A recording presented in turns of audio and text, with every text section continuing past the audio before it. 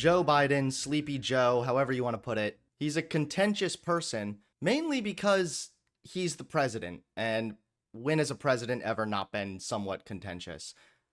Anyway, a lot of people don't really have a very favorable view of Biden, understandably so.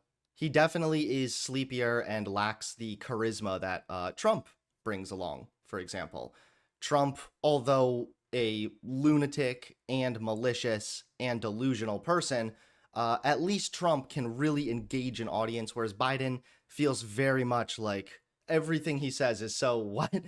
But regardless, I would rather have a sleepy sort of idiot who tends to do a generally decent job versus a bumbling idiot who is malicious, doesn't do a great job, but then lies about it and pretends that they did do a really great job. So let me explain. A new poll has found that voters are starting to change their tune a little bit on Trump. A lot of people are starting to have a more positive view of his presidency. And I know that some Republicans are going to be hooting and hollering, super excited. They think this is such a big own. It's really not. All that this indicates is that voters' views of Trump's presidency has improved. But a lot of people tend to view Trump as being a good president because of things like the economy or law and order. Things like this they talk a lot about. But then when you ask them how they feel the economy is doing under Biden, usually it's not a very good response. Usually people are not feeling great about the economy. But what do the numbers actually say? This is where things start to get a little bit more interesting. As I just said, Americans do think that the economy is worse under Biden. Americans have been stubbornly downbeat about the economy under Biden, while Gallup's Economic Confidence Index hovering between -20 and -40 for months on a scale of -100 to 100. That number is derived from monthly surveys of US adults in which they are asked to rate national economic conditions. So we've already talked about how although the economy under Trump was good, this really had very little to do with Donald Trump. Trump arrived in office when the economy was already pretty strong. He was, quote, just riding on the coattails of a 10-year-long economic recovery, said a deputy director of worker power and economic security at Roosevelt Forward, the progressive political arm of the Roosevelt Institute. The economy continued to grow modestly on his watch until the pandemic hit in 2020.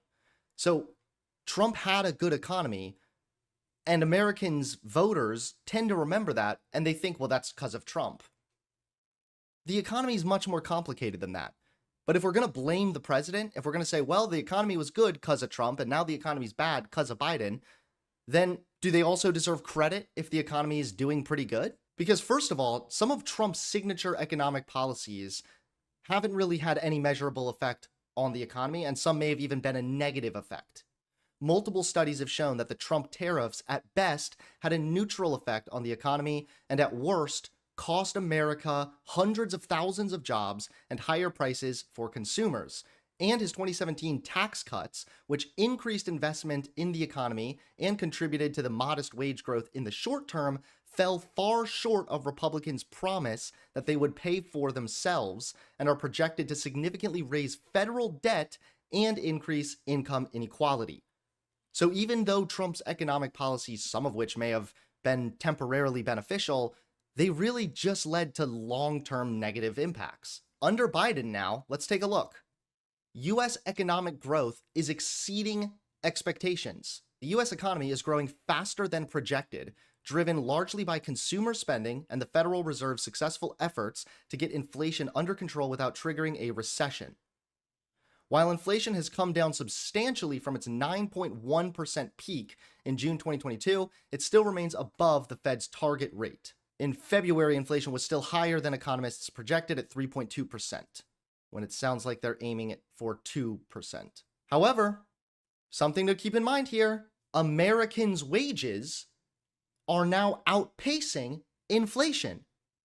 And again, I'm going to acknowledge right off the bat, I know the economy is far more complicated than just like the president. But that's how Republicans talk. Republicans are constantly telling us, Trump good because economy good. Fine, we can play the same game. The economy's doing pretty damn good right now, especially considering the condition in which it was inherited. Thanks, Biden. I guess Biden isn't all that bad. Workers win as wage growth outpaces inflation.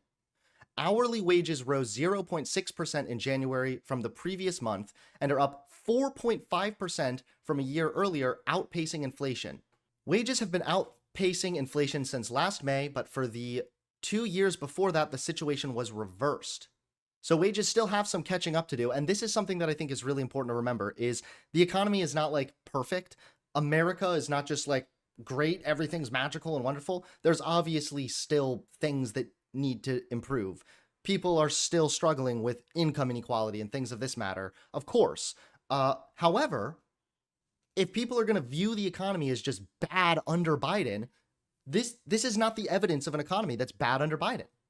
Inflation going down, wages outpacing inflation.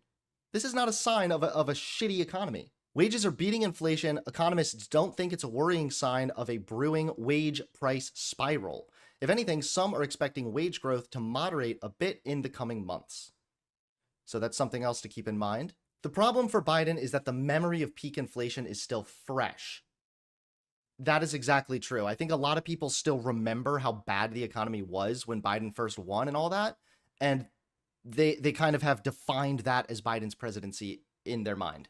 Inflation hit its highest level since 1980 under Biden before moderating, now outpaced by wage growth. Unemployment reached its lowest level since 1969 under Biden. And the US gained a record 7.27 million new jobs in 2021, fueled by a recovery in the labor market as vaccines became available in the country, and the country opened up. Unemployment is back to pre-pandemic levels. The stock market hit new all-time highs under Biden. Americans are still struggling, however. Americans are saving less after the pandemic, and these are still things that need to be talked about, of course. However, at the end of the day, the economy, not doing so bad. Doing generally pretty fucking good. But what about Donald Trump being like the law and order guy, tough on crime? Well, it's actually interesting because if you look at these recent numbers, the number of homicides have plummeted in major US cities. In the crime-ridden Democrat cities, apparently crime is dropping. Look at these massive decreases. The number of homicides in major American cities is falling at its quickest pace in decades, following huge jumps during the pandemic. Murders declined by nearly 20% in 204 cities during the first 3 months of 2024 compared to the same period last year. Boston has seen a massive 82% drop in homicides so far. So again, I know that I don't know how much involvement Biden directly had in this, but if we're going to say that Trump was good because he was the law and order guy, then I'm going to go ahead and say Biden seems pretty good too, because when he's president, I'm seeing massive drops in the murder rate. At this pace, the murder rate of the US could match its level in 2014 when many cities saw 30-year lows in violent crime. Philadelphia currently is experiencing a 37% decline in murders. There were some jumps in these places. Now, of course, when it comes to Biden, we can look at how crime is looking under Biden. We can look at the economy, fine. But I think that a big thing for a lot of Republicans especially is, of course, immigration, and more importantly, illegal immigration. There is no denying that there has been an uptick in encounters at the border. But a lot of this is blamed on Biden and his border, like removing Trump's border stuff. This really is not the case. In fact, illegal immigration has a lot to do with the labor market. So the US labor market explains most of the increase in illegal immigration. Most of the increase in illegal immigration can be blamed on the strength of the labor market rather than the administration's tinkering with border enforcement policies. There were more than 9.5 million non-farm job openings in September 2023, below the average of about 10.4 million per month during the Biden administration. The number of non-farm job openings in September 2023 is higher than at any point during the Trump, Obama, or Bush administration. The wage gain for immigrants in the United States is already between about a 4-fold and 10-fold increase compared to labor in mostly Latin America. Since legal migration is very restricted, many come illegally to work. Figure 1 shows a strong relationship between the number of job openings and border encounters, especially during the Trump and Biden administration. The strength of the labor market, at least according to the job openings measure, seems capable of explaining much of the movement in border encounters. Perhaps most surprisingly, the trend of job openings and Southwest Border Patrol encounters looks very similar for the Obama and Trump administrations. There's much overlap between the two, but encounters rise significantly during the Trump administration as, you guessed it, the number of job openings increased. So this means more job availability. This means a more thriving labor market.